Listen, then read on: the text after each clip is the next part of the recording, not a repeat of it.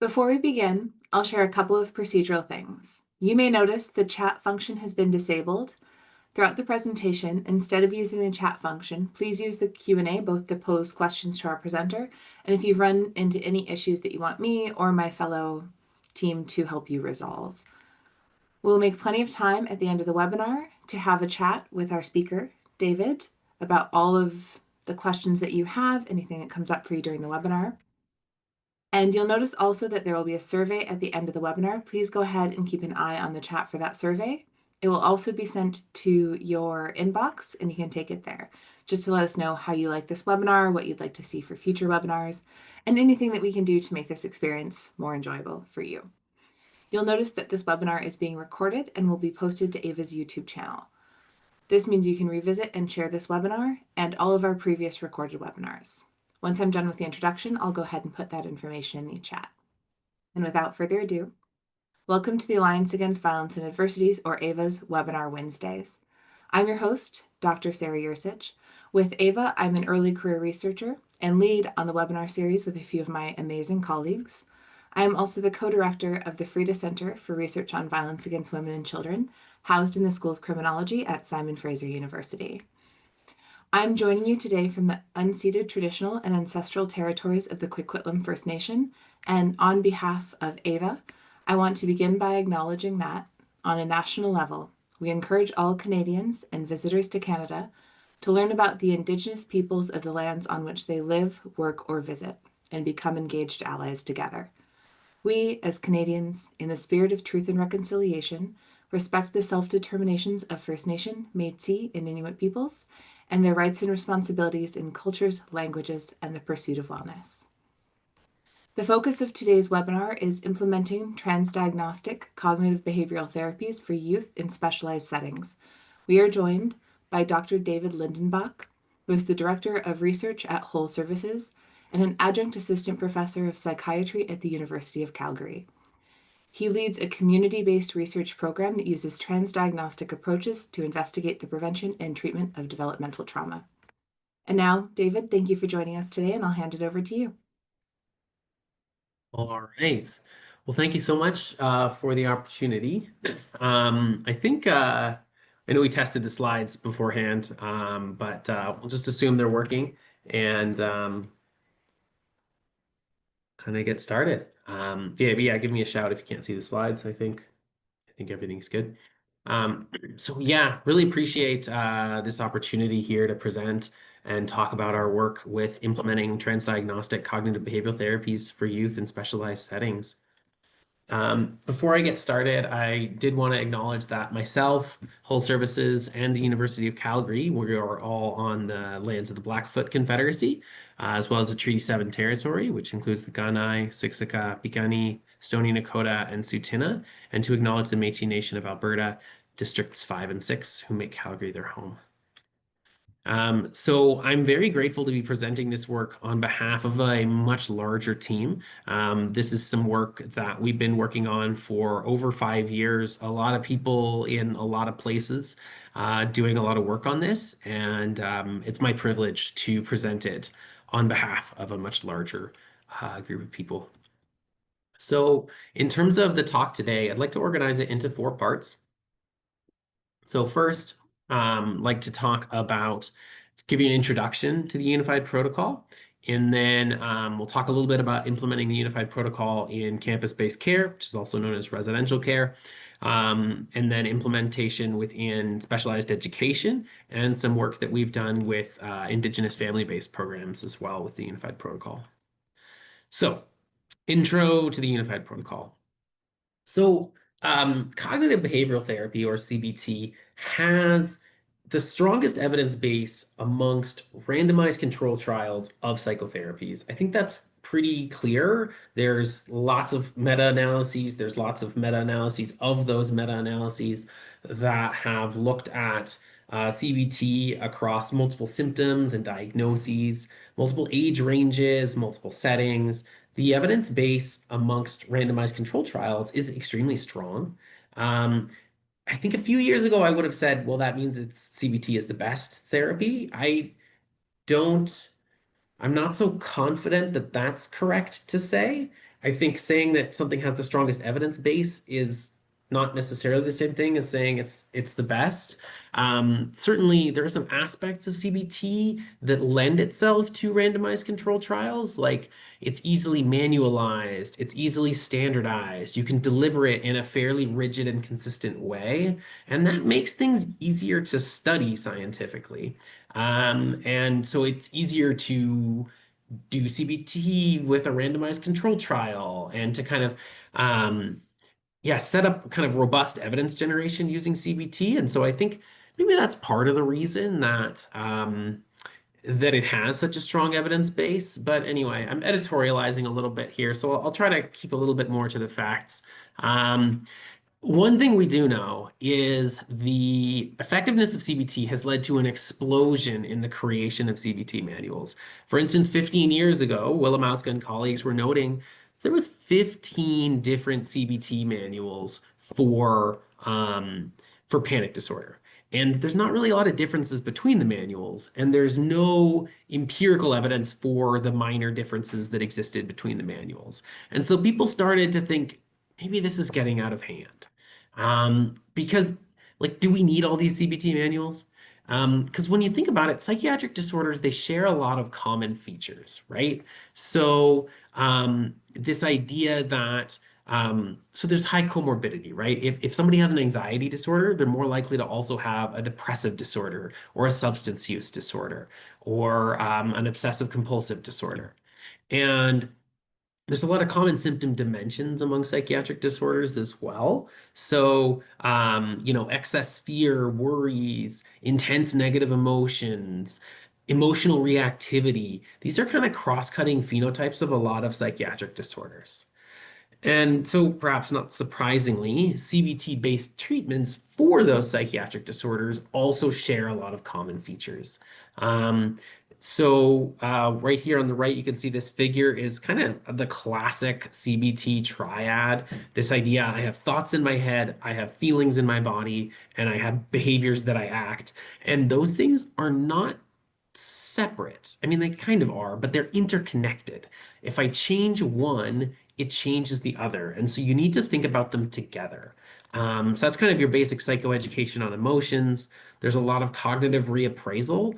This idea that the first way that I interpret an event isn't necessarily the only way or the correct way, but maybe there are other ways to think about this or to interpret this. The next is that there's planned exposure to specific stressors, sort of habituation in the sort of the classic behavioral paradigms, where you're kind of, helping somebody get used to tolerating difficult emotions and trying to increase their distress tolerance, their ability to sit with difficult emotions as a habituation strategy. These are kind of all common things that are done in CBT.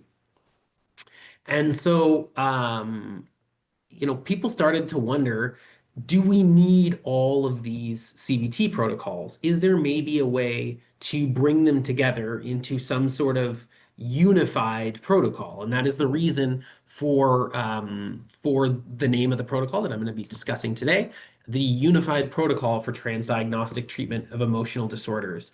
It's developed as a generalized CBT or a transdiagnostic CBT, so one that's supposed to work across diagnoses. I often like to call it the greatest hits album of CBT. We also sometimes refer to it as the Swiss Army knife of CBT. It has a lot of different tools that can be applied in different ways to help people solve a lot of different problems. My colleague Jill Erin Reichemay, who's the lead developer of the UP for children and adolescents, describes it this way: a core dysfunction approach with common treatment principles applied to treat a range of emotional disorders by focusing on excess fear, anxiety, sadness, irritability, or anger, right? So you're not focusing on a disorder, you're focusing on the big emotions that somebody experiences, right? And this idea that maybe,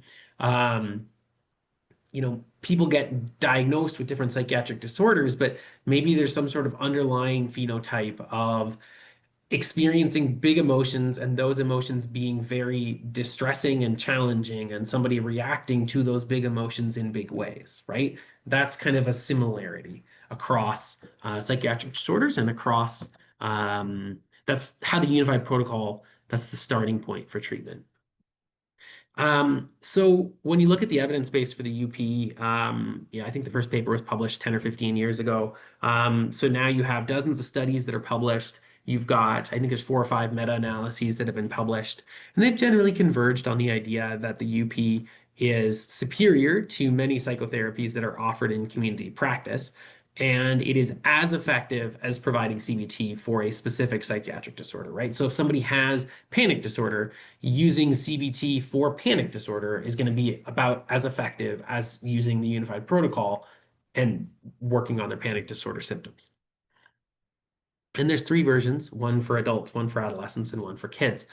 So at this point, you might be wondering, wait, didn't this guy just say that there was way too many CBT manuals?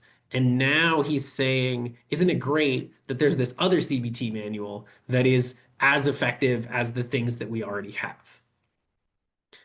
I did say that. Um, there are what I think to be maybe 4 key advantages of the UP over using CBT for a specific disorder. First, you can treat multiple mental health complaints simultaneously. For instance, anxiety and depression very commonly co-occur. If you have a client who has an anxiety disorder and a depressive disorder, if you were using a single disorder CBT protocol, you would have to decide, do I treat the anxiety first or do I treat the depression first? But with the unified protocol or transdiagnostic CBT generally, you could treat both at the same time. Points 2 and 3 here I think are really important for community settings. It's easier to form groups because people with different disorders can be placed in the same group. And you also reduce the training burden of therapists. They don't need to learn 27 different CBT manuals to treat all the different psychiatric disorders that they run into in their daily practice. They can learn one and utilize that in a flexible way. That feasibility piece is really important for community work. And the last one is important for youth mental health. It may be especially helpful for young people because youth mental health issues don't fit neatly into diagnostic categories that have been created for older adults. So there is a reason why we've created another manual. Now, this, in my opinion, the dominance of CBT has led to a situation where CBT gets used a lot in cases where the effectiveness has never been established. For instance, children's residential care, which is something that we provide at Whole Services and something that I've personally been involved in a lot of research with.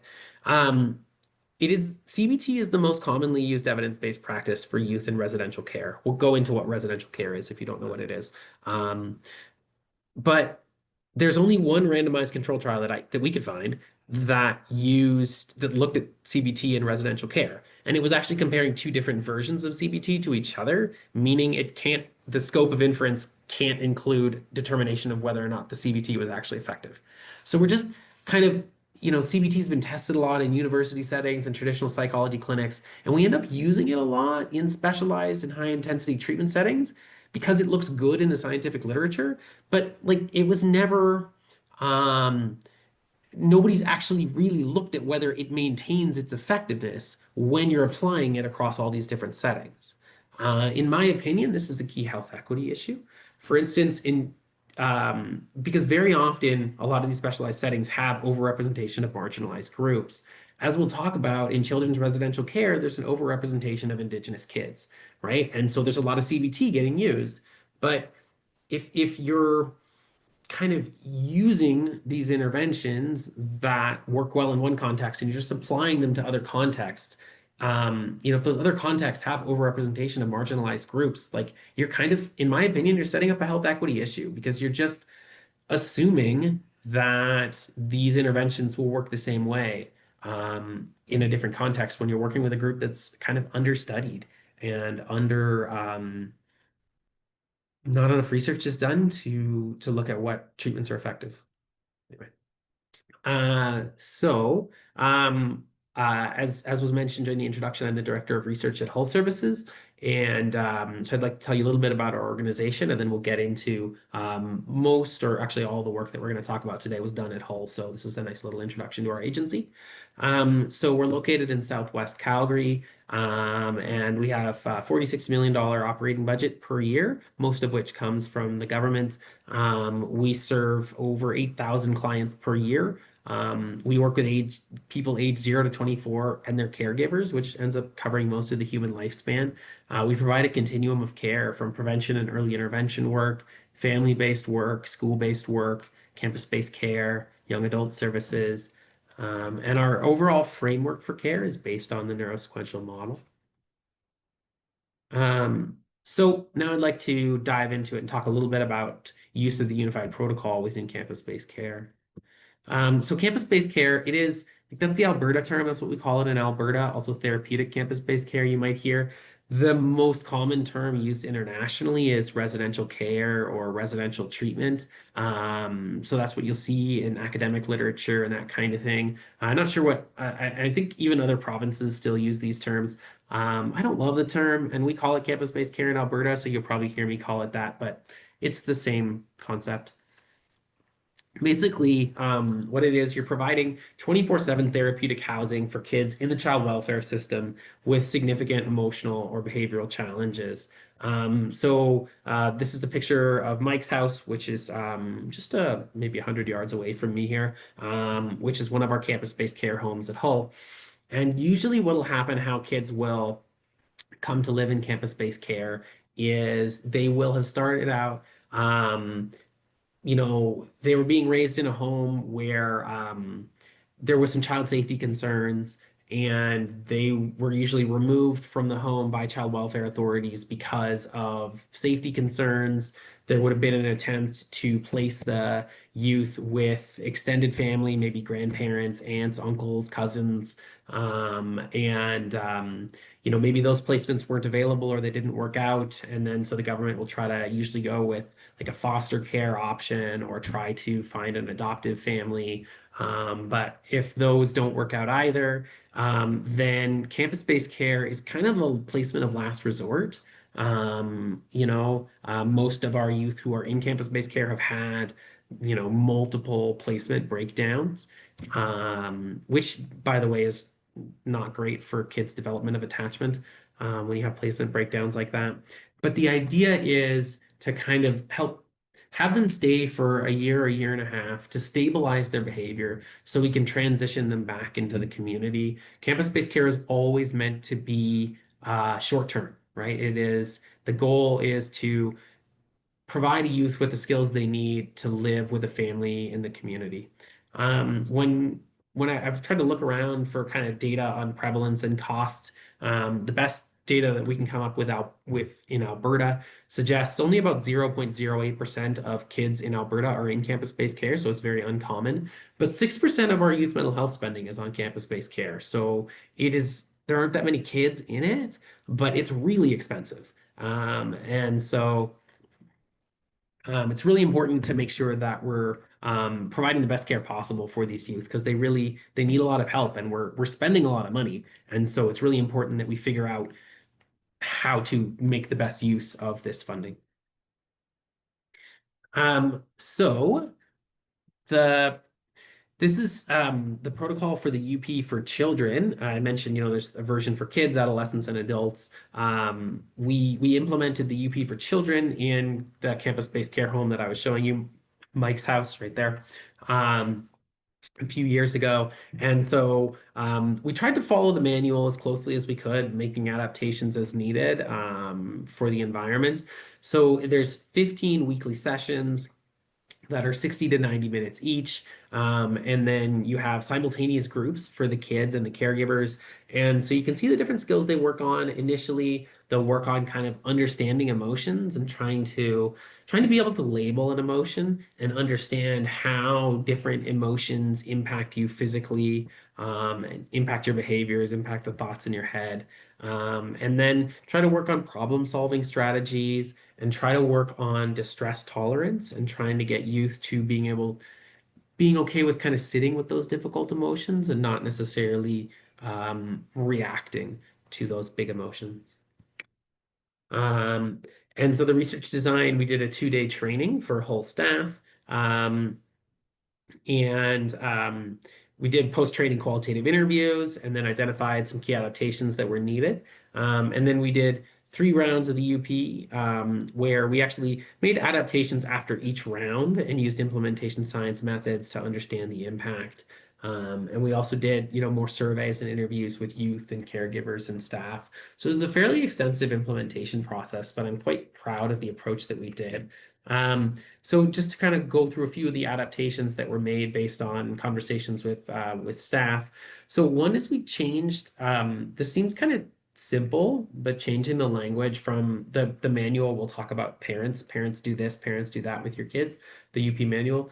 We changed parent to caregiver, which is a common term used here at Hull. And then caregiver kind of refers to staff. It refers to foster families. Because a lot of our kids don't have a stable and supportive parent in their life, and they're aware of that. The fact that most kids do have that, and that's pretty triggering for them. And so using a more inclusive term like caregiver is just a better way to go. We needed to find out ways to provide additional staff support as well. Um, because normally with a CBT for kids, like half of the work is with parents, right? It's like 50% working with the kids, 50% working with the parents, because the youth needs to work on their skills more than just the 1 hour a week that they're in a session. They need to have adults who are helping reinforce that content and help them practice the skills throughout the week. And if the youth are living in campus-based care, they may not have care like external caregivers in their life at all, or they may have kind of limited involvement. And so we trained frontline staff who weren't facilitating the intervention to still support the intervention, helping the kids practice the skills. Also, some of the family workers would help if the youth was connected to a caregiver and that they were spending time in home with that caregiver. Having family workers really help the caregivers to implement the strategies in home. And we also used the hybrid delivery, kind of online and in-person sessions. Some of it was required because of COVID. We and we The online sessions with kids we only did as long as we had to because everybody agreed it really doesn't work very well to have like a 10-year-old on Zoom trying to do UP therapy. It's really not the greatest.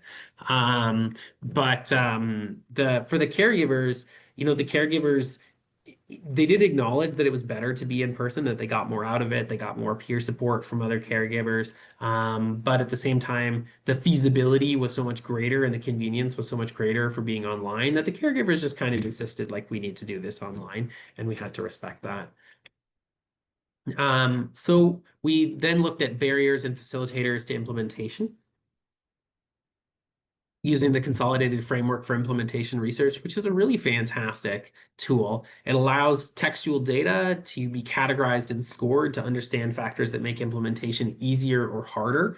Barriers and facilitators is a very fancy academic term, so sometimes I just like to say easier or harder. It doesn't maybe sound as fancy, you don't look as smart when you say easier or harder, but it's the same thing. What you can see here, we'll go into the quotes in a second, is, people really liked the design and content of the unified protocol, and that made them want to use it because it was helping the kids.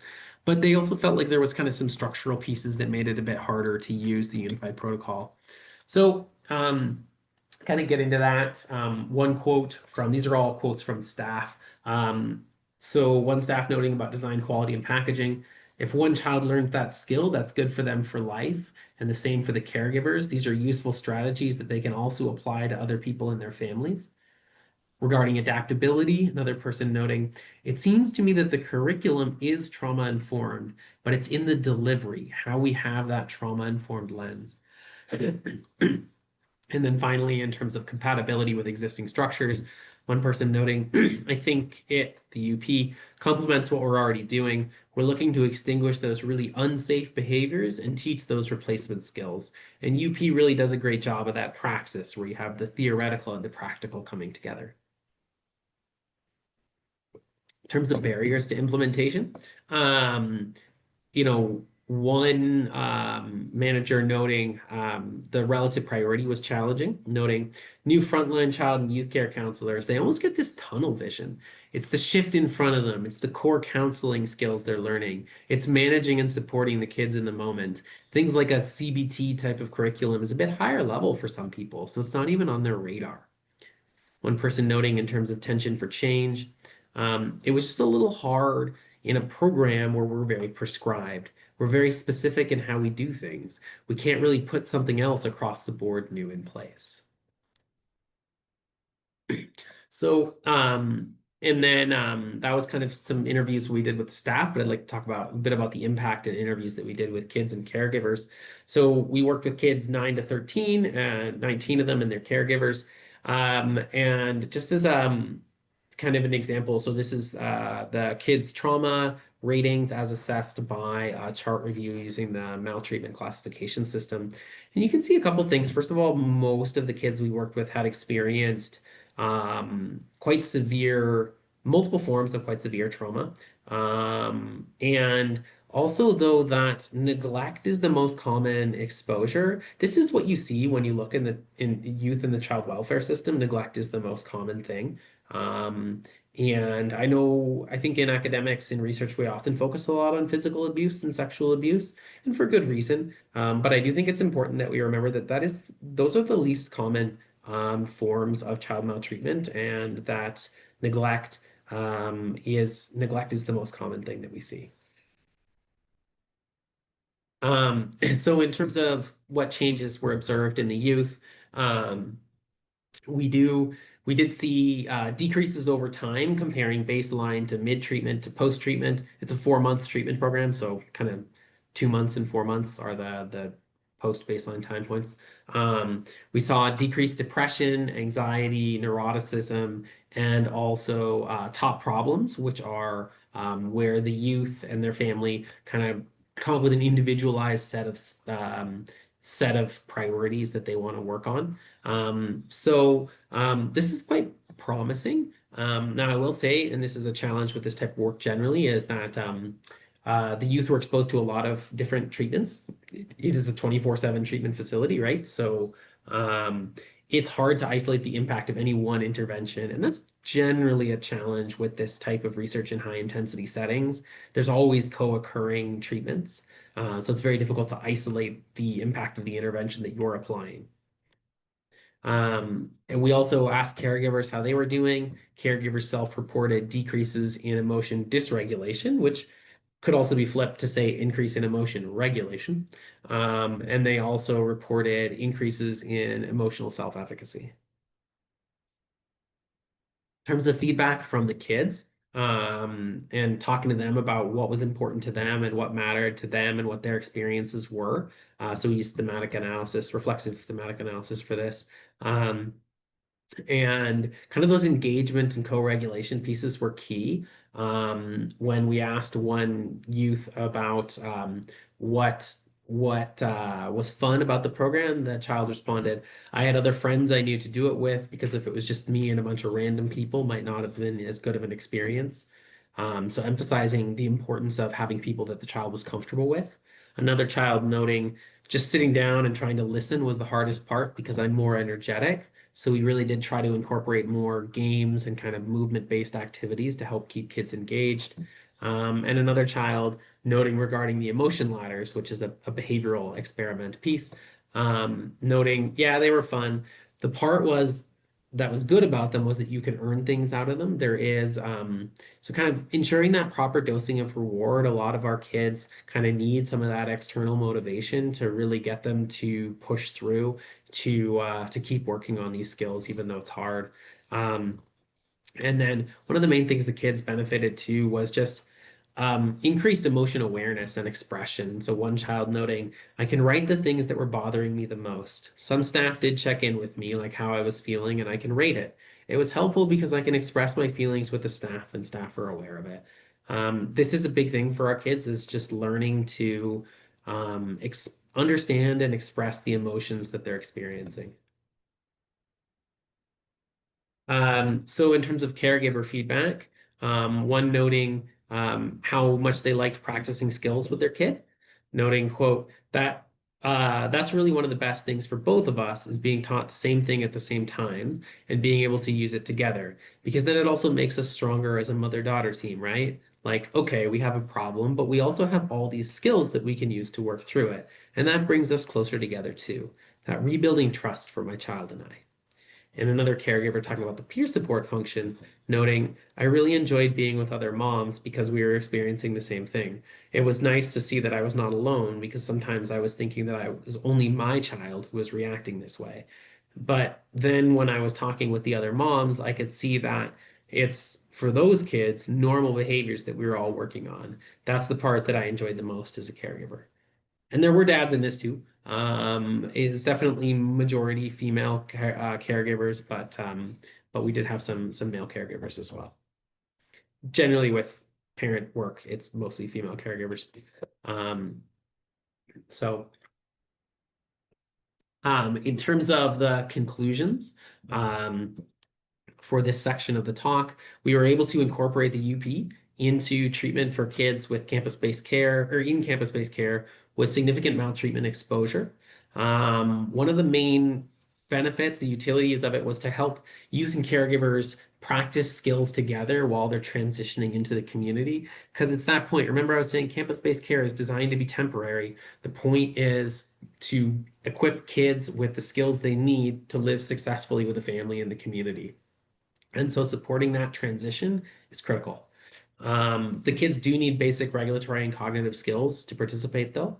As I mentioned, we saw improvements over time, but it's hard to say to isolate the impact of the UP relative to other services. And this last part's interesting too. When we look at the feedback the kids and the caregivers gave us, it was very well aligned with a lot of general principles of trauma-informed care that you'll see from, say, SAMHSA, which is the Substance Abuse and Mental Health Services Administration. The kids emphasize things like safety, trustworthiness, and transparency, empowerment, voice, and choice.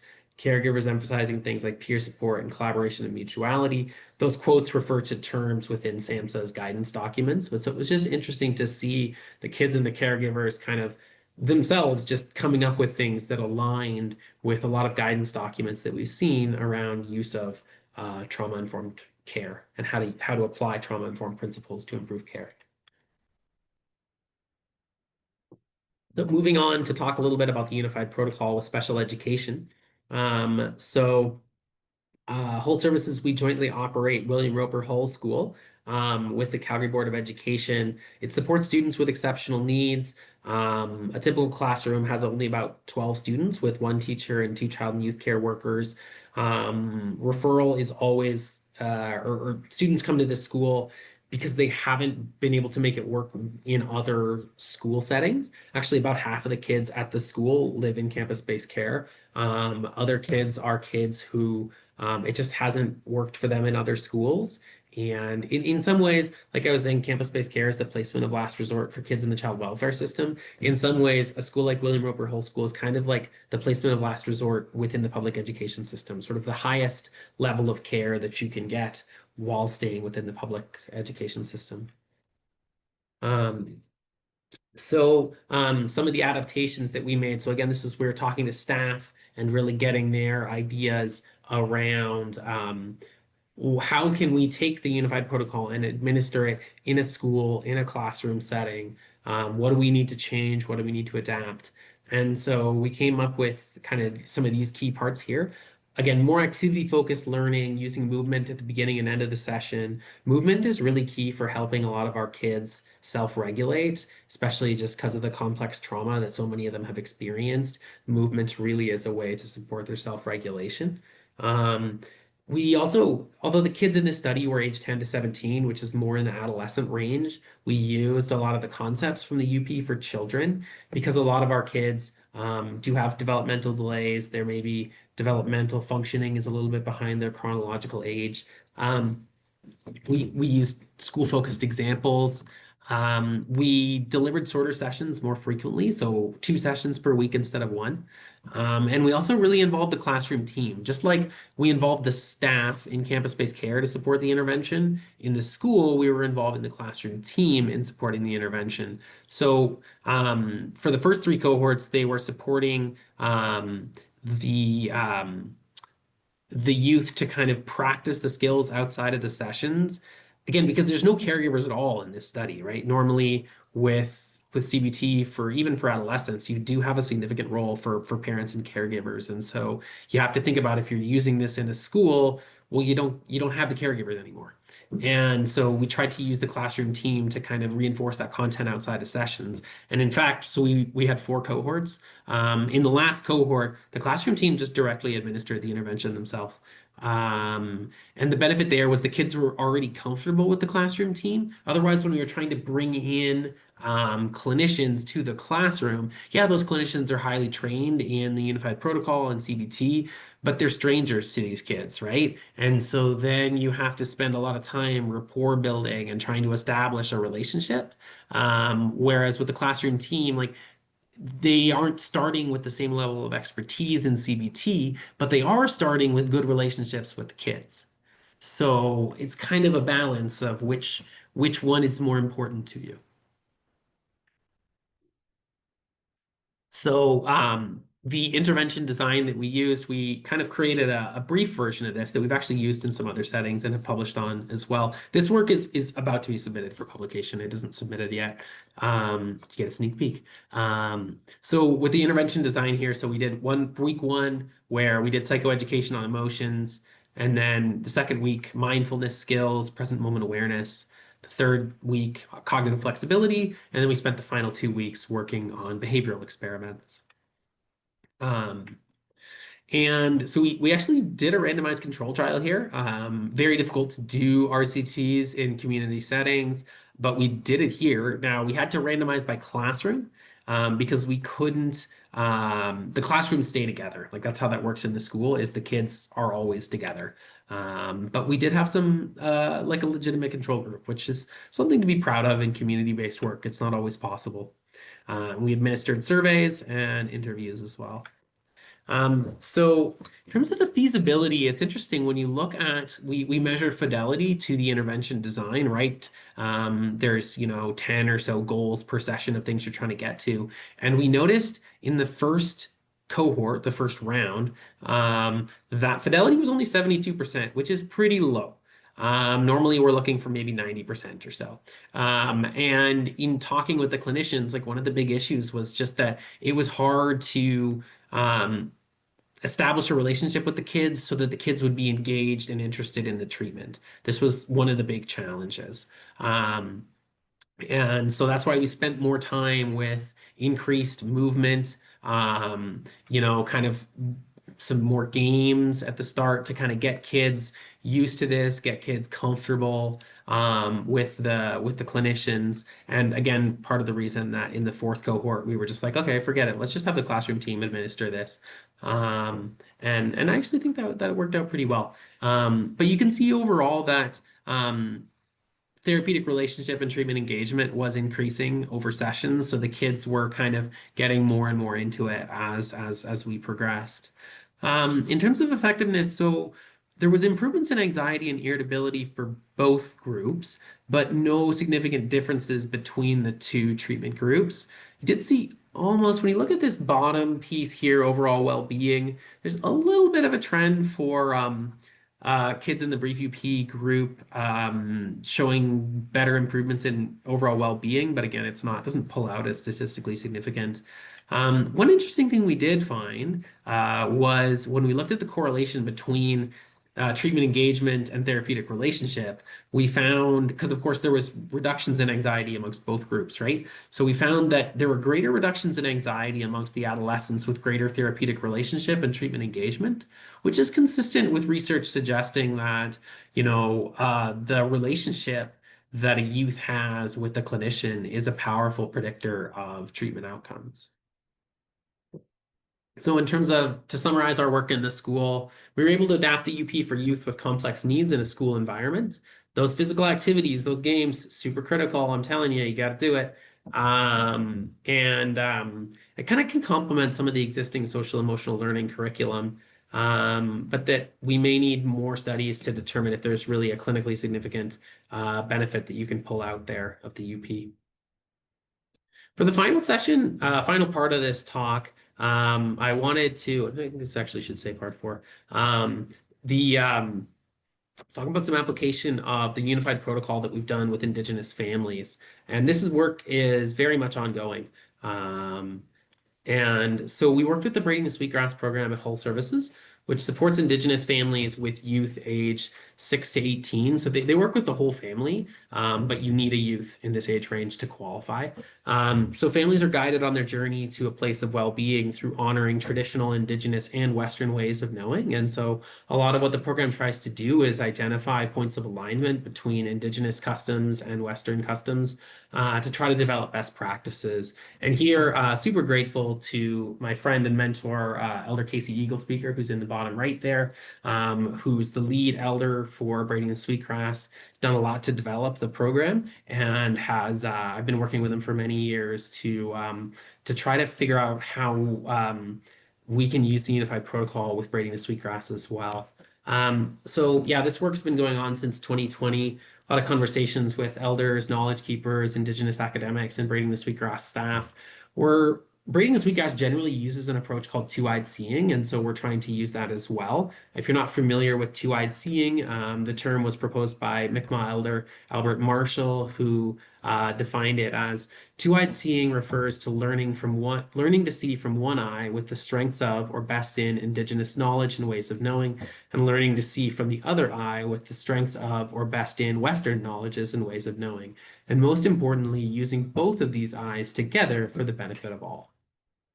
So what we've tried to pull together here is, and we haven't run this yet, we're still working on the protocol. That's why I say it's very much a work in progress. The idea is each session would be facilitated by at least one elder and at least one expert in the unified protocol, which is the standard way that Braiding the Sweetgrass does things when they're working with there's always an elder, but if they're working with kind of a Western way, like the neurosequential model, if maybe there'll be an expert in the neurosequential model and then an elder who's kind of interpreting some of the ideas from the neurosequential model, they're interpreting that through an Indigenous lens. And so we'd use that same model here. And so we're kind of going to base our sessions around a 4-session program because one of the things that we heard in talking with elders and knowledge keepers was how critical the circle of life is for a lot of First Nations people and for a lot of Métis people in terms of trying to achieve a balance, how wellness is considered to come from the balance of emotional, physical, mental, and spiritual domains. And the circle of life is often known as the medicine wheel. So we tried to think like, okay, how can we take like what are the parallels between the circle of life and aspects of the unified protocol? Are there ways that these two sort of knowledge systems could fit together? And so going back to this classic CBT triad of thoughts, feelings, and behaviors, and that they're connected to each other, in some ways, you could look at the circle of life's quadrants around emotional, mental, and physical, and kind of see that there is some alignment with the feelings, thoughts, and behaviors. So sessions 2, 3, and 4, there on that table in the middle. Those words are like in English, they're kind of synonyms, right? So it's maybe a bit more intuitive how those would line up. I think, at least for me personally, the spiritual domain was a tricky one. As I've learned more, I've come to understand that spiritual doesn't necessarily mean like spirits. My understanding is it refers more to kind of interconnection, interrelatedness, coordinated action. And so when it's phrased like that, it starts to sound like kind of some of the psychoeducation on emotion pieces that we would do with the unified protocol, where we talk about the connection between feelings, thoughts, and behaviors. And actually, if you're paying close attention and you're knowledgeable of CBT, you may have noticed that the session design here is very similar to what we tested within the school. So we haven't completed this protocol, but just to kind of give you one example of what this could look like. So Elder Casey has a really cool analogy that we've kind of started to use to guide us in how to think about this. And his analogy is this idea that you can imagine a world where we're traveling down a river in a boat, and on one riverbank is the Western ways and Western customs, and on the other riverbank is indigenous ways and indigenous customs. And of course, with a river, both river banks guide the flow of the river, right? They each contribute different things, but they work together to guide the flow of the water. Um, and the idea is, if you can imagine, we're floating down this river and we're looking at what's going on the indigenous side and the Western side, and we're trying to identify where are there places where people are doing similar things, right? Even if it's not, maybe they're using different terms or talking about it in some different ways, but actually, if you sort of think about it flexibly, you can find some ways where actually maybe there's something similar going on. There's some parallel paths. And so this is an example of what we've come up with for session 2, which focuses on the emotional component of the circle of life. From an Indigenous perspective, one of the things that I've heard, and experienced, is, to draw people into the present moment. A lot of times ceremonies are used, right? In terms of smudge, or like you might begin a meeting with a smudge, or you have a pipe ceremony or a sweat lodge or meeting. There's a lot of kind of activities that are drawing people into the present moment. And from a Western perspective, like if I'm facilitating the unified protocol, one thing I'll often have people do is I'll have them do like a mindfulness activity, right? Like that's kind of a Western term, mindfulness. Where maybe I have everybody sit here and I say, okay, close your eyes and just focus on the rhythmic movement of your breath. Or close your eyes and focus on just one thing you can hear, those kind of things. And that's a strategy for helping support self-regulation by bringing people into the moment. And so if you think about, you try to apply a two-eyed seeing lens and think about what are the similarities there. Both knowledge systems are recognizing the value of people staying in the present moment to help us feel calm. Indigenous ways tend to involve more hands-on activities, whereas the Western way tends to involve a bit more passive observation. But it's sort of like parallel paths that lead you to a similar place, right? The journey is a little bit different, but where you get to is similar. That's what we're trying to do with this work. As I mentioned, that's just a little taste. Maybe we can come back in a few years and kind of share more of what we've learned. But the goals for this work, we got to complete the first draft, facilitate a cohort with the Breaking the Sweetgrass program, and then adjust the protocol based on what we saw with that first cohort. This type of adjustment, is from a Western perspective, we'd probably just call this a learning health system. It's a learning health system approach. It's a pragmatic trial, that kind of thing. And then that has alignment with Blackfoot notions of flux and the idea that things are never complete, and that you're sort of always working through continuous improvement. Sort of to try to pull all of the different threads together here, the key take-home messages that I'd like you to take from this are this idea that transdiagnostic CBT, of which the Unified Protocol is one, there are others. Transdiagnostic CBT is feasible and acceptable to utilize with youth and families who are impacted by complex trauma, who are in the child welfare system, or who are in specialized education. But if you're doing this, adaptations of CBT, in my opinion, should be guided by a rigorous implementation process where you're working with staff, you're working with content experts, and you're working with clients, like including kids if you can. It's not always easy to solicit the opinions of kids, as you saw with our work. With some of our studies, we were able to, and with some we weren't. But when you can, it's really valuable. And I think generally with adapting CBT or doing community-based work generally, the more you can listen and be flexible, the more success that you will have. So, with that, I wanted to thank you, and then also to direct you to this QR code where you can leave 5 stars. Thank you very much. Thank you so much, David, for your time, your expertise, and sharing all of this with us. It was so powerful. I do want to remind attendees that the Q&A is open. But in the meantime, I was wondering, David, what I know you're working kind of on the Indigenous framework, and I think that's such a powerful addition to your work, to your research. Can you share a little bit more about like the process of doing that and the key takeaways for you, for anyone else who's considering doing the same? Yeah, so it's been, for me, it's been one of the most fun and meaningful research projects that I've ever been involved in. Um, Getting to learn about new knowledge systems and getting to think about research in a different way. I was mentioning up top that CBT is the best supported evidence-based practice, but I'm not sure that means it's the best.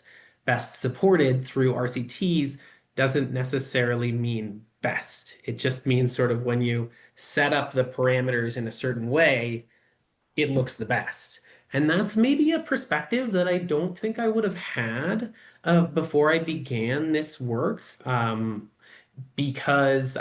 I think kind of for me, that's been one of the most interesting parts is just really having to deeply consider how do we know things? How do we establish what is correct and incorrect? What types of evidence are considered valid and what type of evidence is not considered valid? What type of evidence is considered stronger or weaker? I think these are things that I sort of took for granted. And engaging with this work has really helped me professionally to be more flexible and perhaps more curious than I was before. So that's been really helpful. I think, having community-based work always takes a long time. And I think there's one of the phrases that Elder Casey uses when he's talking about this work is we um, we can move at the speed of trust, right? That first we have to establish trust in order for us to work together. And so, you know, accepting that this is going to take a while. There's going to be a lot of learning that you're going to have to do.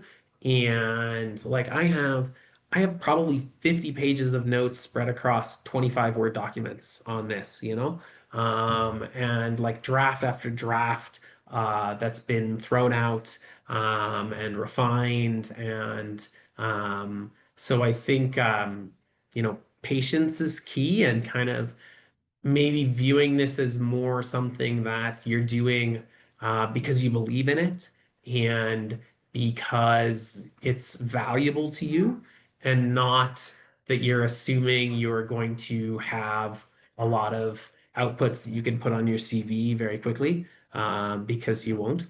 Um, so yeah, it's been I'm not just pandering when I say that it has truly been um, one of the coolest projects that I've ever been involved in. The work sounds incredible, and I enjoyed learning about it today. And for our listeners who might be curious, are there any resources like online talks or readings that might be a good starting point to work from? Aside from your work, of course. Yeah, I mean, if anybody's interested, I'd be happy to share what we have right now. I think that's really one of the key things is also that with this work, really, sharing it is really important. And it's in draft format, but I think still like we're willing to share it because that's what's important is that the knowledge be shared. For me, I've read and like reading a number of books on kind of Indigenous culture and reading about history. I actually really love history. And so I got to kind of, I've never really in many ways been able to find ways to unite my love of history with my love of science. And this is one where I actually get to because kind of learning a lot about the history of kind of wars, especially, US wars against a lot of the Blackfoot people and that kind of thing, kind of learning the history there, I think has helped me understand this better and just learning the history of the Indian Act and CRC and that kind of thing. I think that's really helpful. Um, watching YouTube videos where somebody has recorded an elder talking about something is really helpful because I think there's some really good written stuff like Albert Marshall's work. Willie Ermine writes some stuff down, but I think a lot of the elders aren't necessarily writing academic manuscripts, and so exploring YouTube for times when somebody has recorded an elder talking about something has been really helpful and. Just really grateful to a lot of local elders around here. So talked about Casey Eagle Speaker, but also Susan Bearshin-Bone and Carrie Moore and Ruth Scalplock and Evelyn Goodstriker have really been helpful for us in terms of just getting different perspectives on this. That's fantastic. Thank you. And anyone who comes forward asking for your work, I'll definitely send them your way. I think that wraps up the webinar. So to the participants who are still here, please do the survey. And David, truly on behalf of myself and all of Ava, thank you. This was fantastic. Thank you so much for the invitation. I really appreciate the time.